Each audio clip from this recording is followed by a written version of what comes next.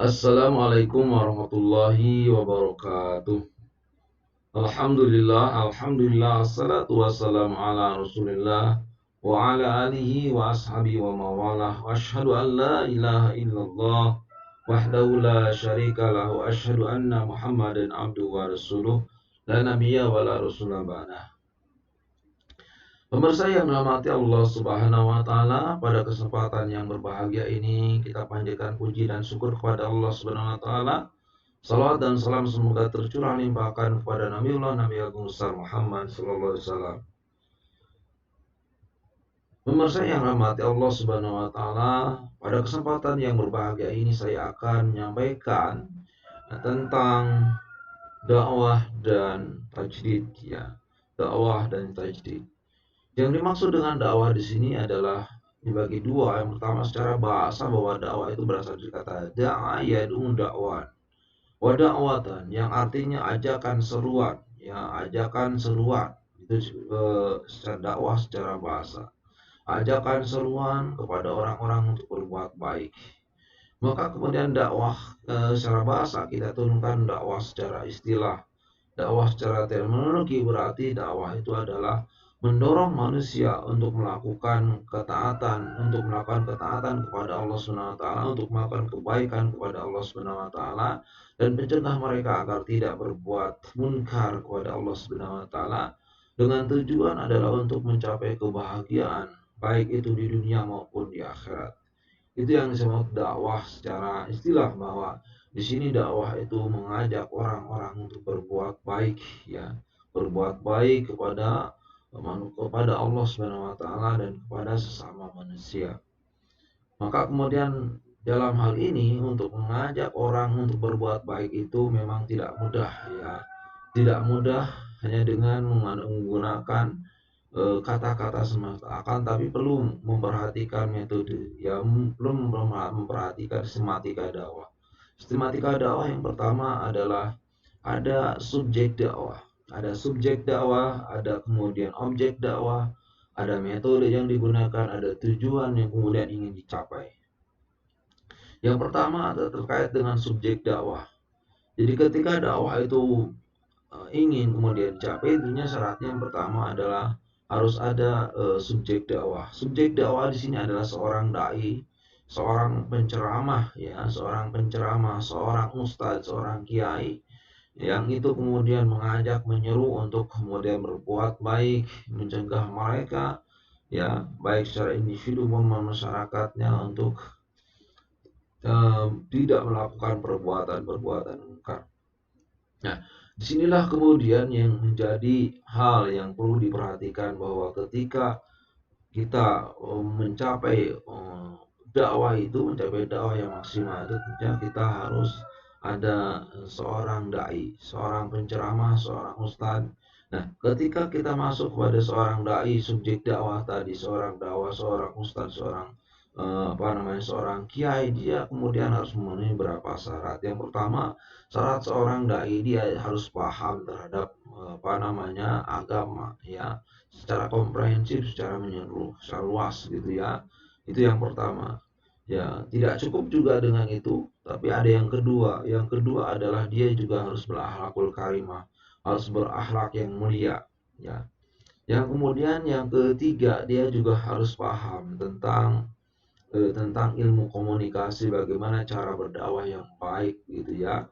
Nah, secara komprehensif juga, artinya dia harus paham tentang bagaimana lingkungan dakwah ya, sehingga kemudian bisa menyampaikan dakwah yang bisa diterima oleh masyarakatnya begitu.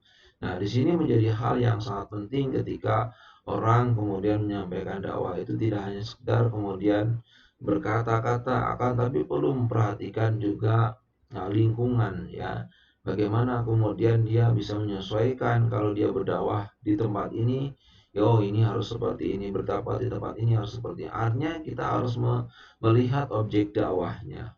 Nah, disinilah kemudian kita harus melihat bahwa ketika kita melakukan dakwah itu, kita harus melihat tentang objek dakwah yang kemudian kita dakwahi di sini ya, yang kemudian kita dakwahi. Nah, kemudian yang terakhir ada yang kemudian juga di samping itu juga kita harus memahami mendasarkan apa yang kemudian kita lakukan ini dengan dasar ikhlas karena Allah Subhanahu wa taala. Bukan semata-mata karena karena amplop lah begitu ya, karena duit nah, akan tapi didasari dengan ikhlas karena Allah ya. Maka kemudian juga kita kemudian munculkan suatu cinta kepada madu, kepada objek dakwah ya. Jadi di samping juga ikhlas juga harus ada cinta. Ya, maka kemudian disinilah seorang dai itu yang tadi yang pertama adalah dia harus punya ilmu pengetahuan tentang ajaran agamanya secara luas. Dia juga harus paham tentang bagaimana berkomunikasi dengan baik begitu ya. Dia juga kemudian juga harus cinta kepada seorang mad'u, seorang objek dakwah itu ya. Di samping itu juga dia harus paham tentang lingkungan dakwahnya seperti apa. Kemudian juga harus ikhlas karena Allah Subhanahu wa taala. Maka insya Allah dengan dakwah yang kemudian kita lakukan kepada objek dakwah yang masyarakat ya maupun kemudian juga individu ya, kita insya Allah dengan dengan beberapa hal yang saya sebutkan tadi bisa mencapai apa yang kemudian kita inginkan, kita tuju. Di samping itu juga kita harus memahami tentang selain juga tadi adalah subjek dakwah, juga ada objek dakwah. Objek dakwah di sini maksud adalah masyarakat ya, individu atau masyarakat yang kita dakwah ini. Bagaimana kemudian kita harus memperhatikan objek dakwah itu di samping dari sisi usia ya, kemudian juga dari sisi usia kan ada tingkatan anak-anak ya, dari aspek usia ada tingkatan anak-anak, dari aspek kemudian kelamin ada laki-laki perempuan, maka kemudian kita harus siapkan ya dari sisi ya ini kalangan remaja juga ya, kalangan remaja, kalangan kemudian orang dewasa, kalangan orang tua gitu, kita harus memperhatikan itu. Jadi misalkan si A ini cocoknya kemudian dia anak-anak, dia berdakwah dengan anak-anak, berdakwah dengan ada ini cocoknya dengan orang tua, jadi ini cocoknya dengan perempuan. Jadi kita harus, karena setiap orang punya kemudian keahliannya masing-masing di sini ya. Maka disinilah kemudian kita harus memperhatikan objek dakwah ya. Objek dakwah dan juga subjek dakwahnya harus ini cocoknya siapa yang harus mengisi ya kajian ini. Misalkan dia cocoknya di orang tua, cocoknya di remaja, cocoknya di ya, tingkat remaja begitu. Nah, di sini kemudian harus ada pembentukan dakwah komunitas. Di sini ada komunitas dakwah ya, ada kemudian kalangan artis, kalangan kalangan petani, misalkan kalangan tukang beca begitu ya. Nah, di sini adalah yang maksud dengan objek dakwah atau yang diajak kita. Maka seorang pendai tadi dia harus punya kemampuan untuk kemudian bisa menyampaikan dakwahnya kepada masyarakat luas sehingga dakwahnya bisa diterima, bisa masuk dalam masuk ke dalam kalangan masyarakat. Terutama misalkan dia tidak bisa bahasa Jawa, maka kemudian ketika dilihat bahwa objek dakwahnya adalah orang-orang Jawa, orang Jawa, maka kita harus siapkan seorang dai yang itu siap untuk berdakwah di kalangan masyarakat yang bisa berbahasa Jawa. Misalkan di daerah Gunung Kidul yang dia tidak paham dengan bahasa Indonesia secara pasti, secara baik, bahkan kemudian berkata pun dia tidak bisa berbahasa Indonesia. Maka kita siapkan subjek dakwah di sini ada seorang dai untuk bisa berdakwah di daerah Gunung Kidul. Maka disinilah kemudian dakwah yang kemudian kita lakukan itu akan diterima. Coba bayangkan kalau misalkan dari asalnya Makassar, dia kemudian ditempatkan di Gunung Kidul atau di Kulon Progo ya pedalaman, sementara dia tidak paham dengan bahasa Indonesia, seorang dai-nya menyampaikan dengan bahasa Indonesia dengan lantangnya, akan tapi kemudian diterima hanya sedikit. Kenapa? Karena banyak orang yang tidak paham dengan bahasa Indonesia ya, walaupun dakwahnya wah gitu ya, daki-daki gitu bagus, akan tapi dakwah yang kemudian disampaikan itu tidak sampai kepada akal-akal mereka, tidak sampai kepada masyarakat. Nah, di sini yang perlu diperhatikan. Maka ketika kita melihat objek dakwah ini sangat penting sekali ya, harus memperhatikan juga dari aspek lingkungan agama ya, kemudian dipahami bagaimana mereka memahami agamanya, apakah dia sudah bagus atau belum. Maka di sini juga harus dilihat begitu, sehingga kita menyampaikan dakwah. Kalau dia paham ajaran agamanya kurang baik atau tidak paham sama sekali, maka kita harus mulai dari bawah dulu, jangan sampai langsung menyampaikan dari secara tinggi dari atas begitu, sehingga mereka belum bisa paham tentang itu. Nah, teman-teman yang pemirsa yang rahmati Allah Subhanahu wa taala, seperti misalkan Rasulullah pernah mengutus ke Mu'adz bin Jabal ke negeri Yaman, maka kemudian apa yang kemudian dilakukan oleh Mu'adz bin Jabal, karena objek dakwah yang disuruh adalah orang-orang yang belum masuk Islam, sehingga kemudian Mu'adz bin Jabal menyuruh kepada umat, di sini adalah umat dakwah yang mereka belum masuk Islam, untuk menyeru untuk masuk Islam gitu ya. Maka kemudian cara dakwahnya juga berbeda dengan orang yang sudah berislam di sini ya. Mereka kemudian suruh untuk bersyahadat dulu, setelah itu kemudian syahadatnya sudah bagus, baru kemudian diperintah untuk sholat ya, untuk sholat, tapi kemudian juga diperbaharui juga aspek ketika bersyahadat itu aspek akidahnya. Nah, setelah itu kemudian diperintah untuk sholat, puasa, haji begitu. Ya, itu bagi yang mampu. Nah, paling tidak dia diajarkan tentang sholat di situ ya. Sholat bagaimana sholat yang baik, kemudian bersyahadat dengan syahadat yang baik ya, sehingga kemudian kemudian di situ diperintahkan untuk berzakat ya, karena kalangan mereka sebetulnya adalah kalangan yang mampu untuk kemudian berzakat begitu, sehingga diperintahkan mereka untuk berzakat. Nah, baru kemudian yang lainnya. Jadi dilakukan secara bertahap begitu. Teman-teman yang rahmati Allah Subhanahu wa taala, maka di kalangan Muhammadiyah ada yang disebut dengan dakwah komunitas ya. Saya perhatikan tadi sudah saya sampaikan bahwa dakwah komunitas itu merupakan hal yang sangat penting. Di sini adalah ada kalangan tadi, karena komunitas itu ada kalangan tadi, ada kalangan remaja, kalangan anak-anak, kalangan orang dewasa, kalangan orang tua gitu, kalangan perempuan, kalangan laki-laki, termasuk juga dari segi profesi ada. Di sini ada misalkan masyarakat di sini kan sesuai dengan profesinya masing-masing, ada tukang beca begitu ya, pejabat begitu ya, bisa dilakukan ya, kemudian petani.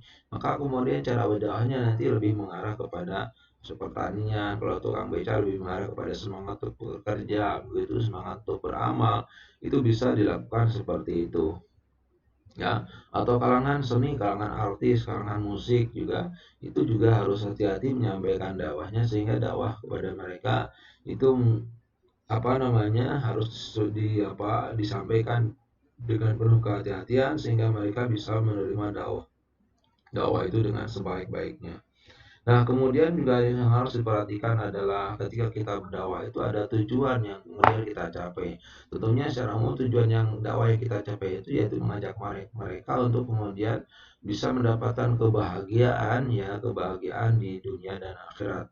Ada kemudian 4 tujuan yang harus diperhatikan. Ada tujuan yang pertama adalah tujuan seperorangan, bahwa kita mengajak menyuruh kepada orang itu supaya kemudian setiap pribadinya itu mempunyai iman yang kuat kepada Allah Subhanahu wa taala ya. Kemudian juga paham berperilaku sesuai dengan hukum-hukum Allah Subhanahu wa taala, dan juga dia harus berakhlakul karimah. Ya, itu tujuan secara perorangan. Ada tujuan yang kedua, tujuan keluarga. Bagaimana kemudian dengan dakwahnya terbentuk keluarga yang sakinah, mawadah, warohmah gitu ya, keluarga yang aman, tentram dan sejahtera begitu. Nah, kemudian juga ada tujuan masyarakat di sini ya.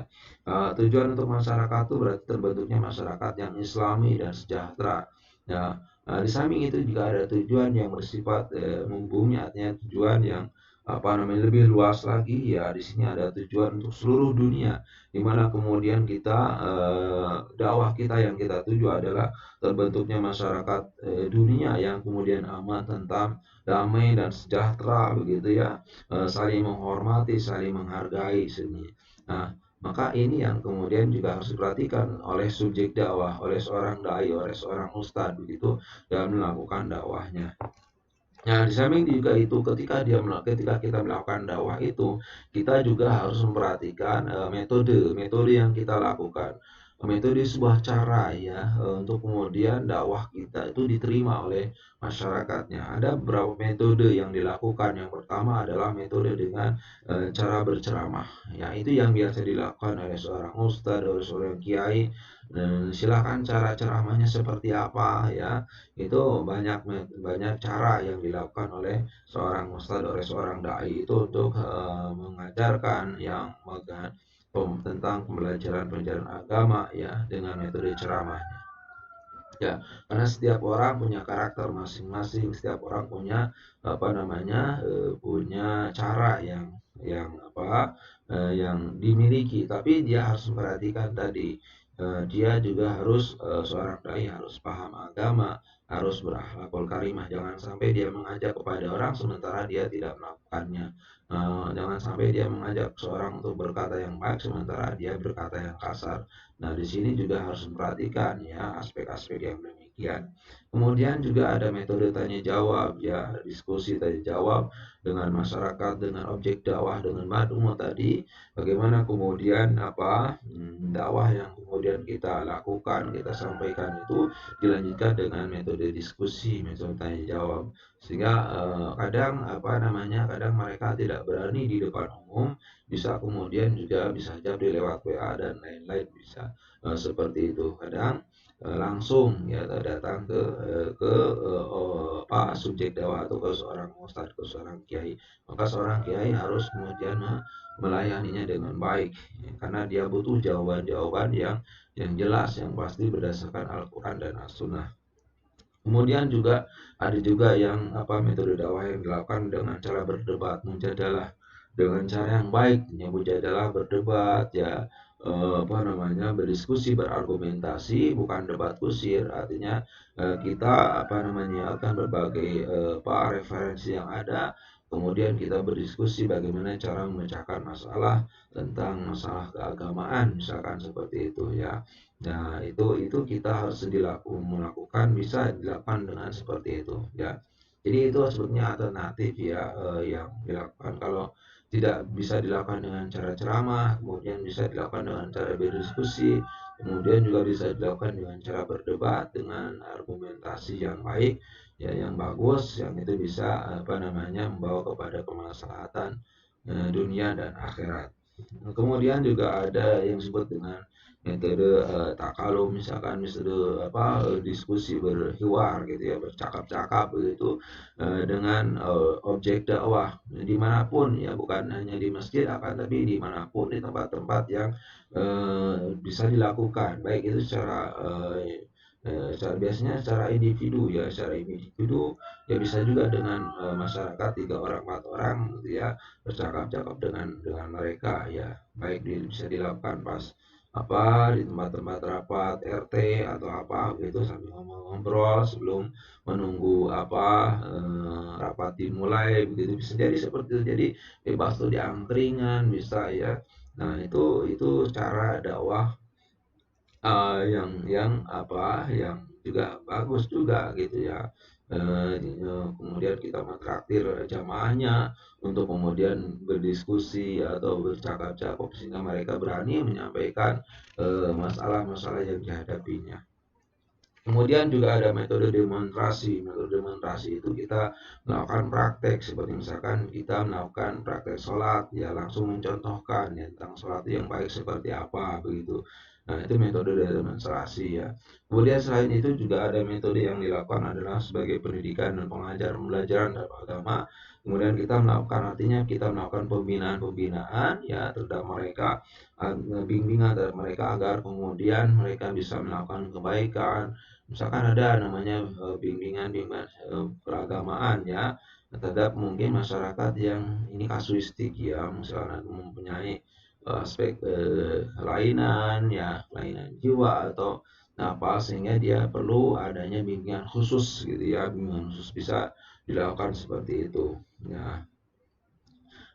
Ada juga seperti misalkan orang-orang yang ada misalkan di Nusa Kambangan yang mereka sudah sudah melakukan keburukan-keburukan, hanya perlu kemudian pendampingan yang didampingi oleh seorang ustadz, seorang kiai gitu, dengan bimbingan langsung ya terhadap mereka. Itu bisa dilakukan seperti itu yang maksud dengan pendidikan dan pengajaran agama. Bisa jadi juga lewat pendidikan langsung ya, seperti pengajaran-pengajaran agama di setiap prodi begitu ya. Itu bisa dilakukan seperti itu. Kemudian juga mengunjungi rumah-rumah ya, ini yang door to door. Jadi ke rumah-rumah kita bersilaturahim, kemudian di situ kita berceramah ya untuk untuk kemudian menjadi tali ukhuwah Islamiyah yang baik. Itu bisa dilakukan seperti itu tuh ya pemirsa yang rahmati Allah Subhanahu wa taala. Ada juga yang kemudian yang sangat simpel yang kemudian berdasarkan pada surat An-Nahl ayat 125, di situ ud'u ila sabili rabbika bil hikmah wa mau'izatil hasanah wajadilhum billati ahsan. Jadi ajaklah mereka kepada jalan Tuhanmu dengan pertama adalah metode yang dilakukan adalah dengan cara berhikmah ya. Bagaimana kemudian dakwah yang kemudian kita lakukan itu dilakukan dengan cara yang hikmah, dengan cara yang bijaksana ya, dengan cara yang bagus begitu ya. Nah, ya, ini yang dimaksud dengan hikmah, menggunakan bahasa yang lemah lembut yang kemudian bisa diterima oleh jamaahnya, oleh masyarakatnya. Nah, itu sesuatu yang sebetulnya sangat sulit, tapi kita berusaha untuk mengajak mereka masyarakat dengan bahasa yang bagus. Kemudian juga cara yang kemudian wawangi ditirasana nasihat-nasihat, nasihat yang baik gitu, yang kemudian itu bisa menyejukkan masyarakatnya, ya bisa membuat masyarakatnya enjoy ketika mendengar ceramah dari kita. Bukan berarti kemudian enjoy itu dengan cara tadi yang biasa dilakukan itu ya, oh dengan ketawa-ketawa, oke lah bagus, tapi yang kita jadikan sebagai tujuannya supaya dakwah kita diterima gitu, bukan hanya ketawa-ketawa saja gitu ya. Itu yang dimaksud menghidayatil hasanah itu adalah nasihat yang baik dan kita menyejukkan terhadap jamaahnya gitu. Bukan berarti kita membuat sebuah ceramah dengan lucu-lucu begitu ya. Tapi kemudian materi yang kemudian kita sampaikan tidak ada manfaat, yang terkesan adalah ketawa-ketawanya itu ya. Itu yang biasa dilakukan ya oleh seorang dai yang sekarang gitu. Tapi yang penting di sini bukan masalah itunya, tapi yang penting di sini adalah bagaimana kemudian materi yang kemudian kita sampaikan itu bisa diterima dengan cara nasihat-nasihat baik, kata-kata yang lemah lembut, kata-kata yang bisa menunjukkan terhadap mereka, sehingga mereka mau menerima ajakan-ajakan dari seorang subjek dakwah atau dari seorang ustadz, orang kiai. Kemudian juga berdebat, wajah di lombillati yasan, kita berdebat seperti yang tadi berdebat dengan cara yang baik, berdebat dengan cara baik, berdiskusi, berargumentasi dengan cara yang baik. Tentunya bukan debat kusir tadi, argumentasi yang kemudian kita sampaikan itu berdasarkan Al-Quran dan hadis Nabi. Teman-teman yang rahmati Allah, pemirsa yang rahmati Allah SWT, itu ya yang dilakukan oleh seorang dai. Maka di sini adalah ada disebut dengan tadi objek dakwah. Selain itu dakwah sudah selesai sampai di sini ya tentang materi dakwah. Kemudian kita masuk pada gerakan-gerakan tajdid. Sebagai aplikasi dari dakwah itu ada gerakan tajdid. Tajdid yang dimaksud di sini ada dua menurut Syamsul Anwar. Di sini ada yang disebut dengan tajdid, artinya ada pemurnian ya, pemurnian itu. Yang kedua ada tajdid yang bersifat pembaharuan. Nah, tajdid yang bersifat pemurnian itu biasanya dalam masalah akidah dan ibadah. Bagaimana kemudian memurnikan akidah masyarakat, ya akidah masyarakat untuk kembali sesuai dengan ajaran Al-Quran dan As-Sunnah seperti itu. Nah, di sini disebut dengan pemurnian atau purifikasi, ya purifikasi, pemurnian. Kemudian juga Selain itu, dalam masalah akidah, pemurnian untuk kemudian menghilangkan segala bentuk tahayul, bidah, dan khurafat, kembali kepada ajaran Al-Quran sesuai dengan ajaran Al-Quran dan Sunnah. Itu dalam masalah akidah. Ada juga purifikasi dalam masalah pemurnian dan masalah ibadah. Bagaimana kemudian melakukan kemudian pembinaan, ya, melakukan pemurnian agar ibadah yang dilakukan itu tidak campur dengan bid'ah, begitu ya. Sehingga sesuai dengan ajaran Al-Quran dan Sunnah Rasulullah Muhammad SAW.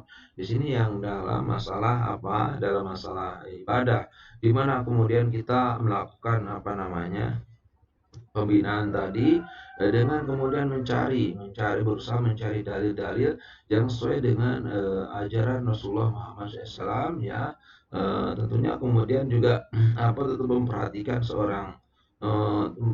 masalah dalil-dalil yang bersifat tanawu, bersifat variasi, misalkan masalah doa iftitah, ya, itu tidak masalah, gitu ya. Kemudian juga masalah selain doa iftitah juga ada doa-doa yang doa, kemudian ada sholawat yang berbeda-beda, tapi kemudian dalilnya kuat, itu bisa bisa dilakukan, itu misalkan dalam masalah ibadah. Nah, itu ya. Ini artinya bahwa kita kita harus menunjukkan kepada jamaah, gitu ya, bagaimana kemudian kita melakukan ibadah itu sesuai dengan apa yang dicontohkan oleh Rasulullah Muhammad SAW, ya. Shallu kama ra'aitumuni, ini salatlah kamu seperti melihat salatku. Nah, ini dalam masalah ibadah. Nah, jadi mengembalikan ibadah-ibadah mereka sesuai dengan apa yang dicontohkan oleh Rasulullah Muhammad SAW. Kemudian tadi dalam masalah muamalah duniawiyah, di sini bersifat pembaharuan, artinya mendinamisasikan, ya, kehidupan masyarakat sesuai dengan capaian kebudayaan, ya, sesuai dengan capaian kebudayaan yang dicapai oleh manusia. Nah, di sini juga di bawah ruh Al-Quran dan hadis. Misalkan di sini, misalkan masalah penentuan 1 Syawal dan 1 Ramadan, misalkan penentuan 1 Syawal dan 1 Ramadan itu adalah merupakan tajdid, ya, pembaruan, dinamisasi dari Muhammadiyah yang dilakukan untuk kemudian juga mencapai sesuai dengan Al-Quran dan hadis Nabi, ya. Di sini ada yang disebut, ini adalah bagian dari ijtihad yang dilakukan oleh Muhammadiyah. Bagaimana kemudian penentuan 1 Syawal dan 1 Ramadan itu dilakukan dengan tidak hanya kemudian dilakukan dengan, kalau dulu kan memang menggunakan bulan, ya, sumur dilihat waftir dilihat, gitu ya. Lebaran, puasalah kamu dengan melihat bulan, kemudian lebaranlah kamu dengan melihat bulan di sini. Nah, di sini tidak hanya kemudian dengan menggunakan kasat mata, akan tapi menggunakan hisab, begitu ya, karena disesuaikan dengan perkembangan zaman, perkembangan teknologi di sini. Kalau dulu belum ada teknologi yang begitu canggih, gitu ya. Sekarang sudah ada. Dulu hanya mengandalkan pandangan mata saja. Maka ketika Rasulullah melaksanakan puasa, tiba-tiba ada sahabat datang, ya Rasulullah, saya melihat dulu pas mata di malam melihat bulan, ya sudah, kita lebaran, seperti itu. Nah, ini berbeda kemudian kepada kalau dulu memang karena teknologi belum begitu canggih. Kalau sekarang teknologi sudah sudah demikian canggihnya, maka kemudian bisa dilakukan dengan menggunakan metode hisab, ya. Nah, ini adalah karena mendasarkan pada dalil yang satunya, sumu riyatihi wa abtiru riyatihi, di situ fa'inkum alaikum faqdurulahu, ya. Kalau misalkan lebaranlah puasalah kamu dengan melihat bulan, lebaranlah kamu dengan melihat bulan. Tapi kalau bulan tidak kelihatan atau terang oleh mega, maka kemudian kira-kirakanlah bulan tersebut. Nah, maksud kira-kirakan itu adalah dengan menggunakan metode hisab, ya, terutama yang dilakukan oleh karangan Muhammadiyah. Disinilah yang dimaksud dengan metode tajdid dalam rangka dinamisasi tadi. Nah, pemirsa yang dirahmati Allah Subhanahu wa taala, nah itu contoh dari sisi dinamisasi yang dimaksudkan dengan tajdid artinya mendinamisasikan ya untuk mencapai pemahaman keagamaan yang sesuai dengan Al-Quran dan As-Sunnah.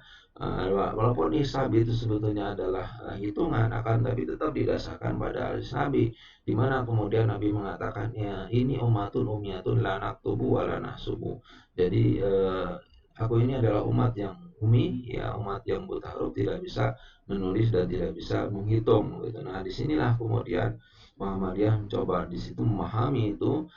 Memang pada masa dulu kan memang teknologi belum begitu canggih, sehingga Muhammadiyah kemudian melakukan tajdid pembaharuan tadi, bagaimana kemudian ini bisa dilakukan dengan menggunakan metode hisab gitu ya. Nah, ini berbeda mungkin dengan kalangan saudara kita gitu. Artinya bahwa Muhammadiyah itu menentukan satu Syawal satu Ramadan itu 1,00 sekian itu sudah masuk, atau 0,00 sekian bulan dipandang sudah masuk, karena menggunakan wujudul hilal. Ya, bisa menghisab menjelaskan wujudul hilal, bahwa hilal sudah masuk ya, walaupun hanya 0,00 sekian detik ya gitu.